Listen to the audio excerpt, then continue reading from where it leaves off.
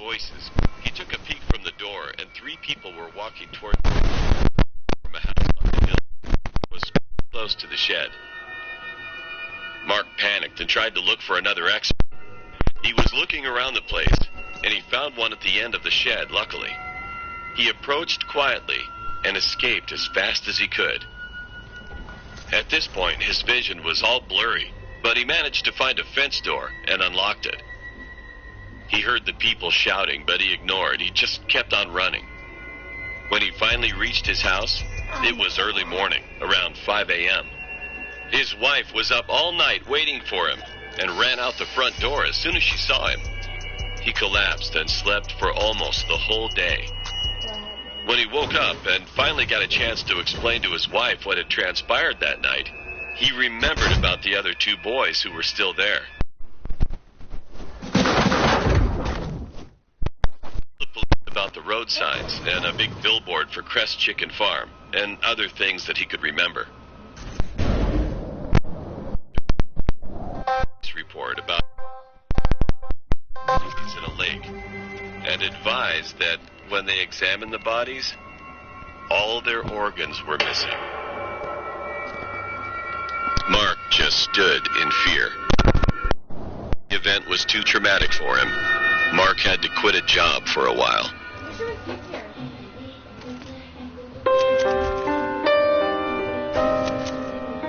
This happened when it was our school's camping day. All the grades went to each other's places, and our teacher had taken the 6 students to this large site that was quite... It started off all right. I got a room with some of my friends at the time, and my closer friends were in the next room. The first incident started when I was the only one in my room, still packing mine and the other people's stuff away. I was on the bottom bunk, made to the top.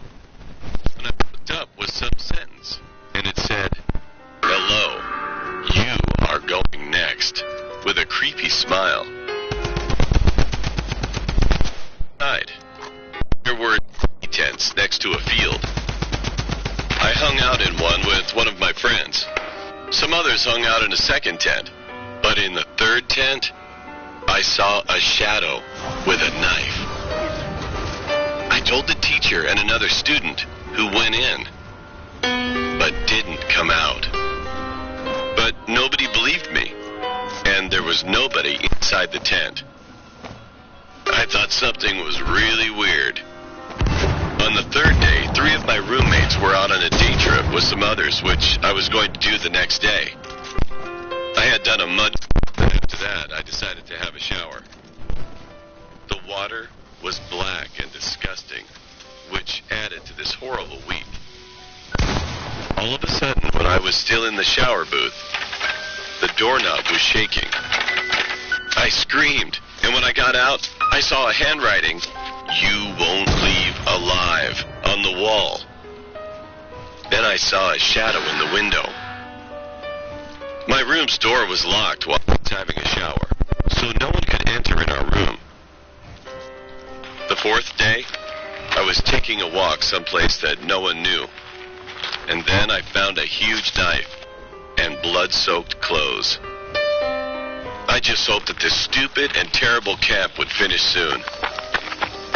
Then the last night, I woke up in the middle of the night because I saw the same shadow leaving my room. There was a floor. I couldn't sleep the rest of that night. I was at the beds for the students, whoever would use it next.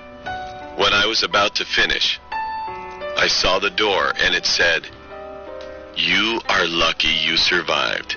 I didn't have enough time, but next, I will not let you go." I panicked, so I ran from that creepy room. I told my teacher. However, by the time we got back, it was gone. As I got on the bus, I looked in the window of that room, and the shadow stared back at me. And the same knife I had seen twice. Came back from the camp. Place was an orphanage and a mental institution. Come in, bitch. There you go. Where's the control? You want me to turn it off? Yeah, don't turn it off. Just go home. Wait. Oh, yeah, stop watching. Why you letting him steal your money, bro? Don't let him steal your money. Is You gotta beat him up. Let me see, give me a control. Wait. What the fuck? It's not ending. Let me see. Go down. You play Fortnite?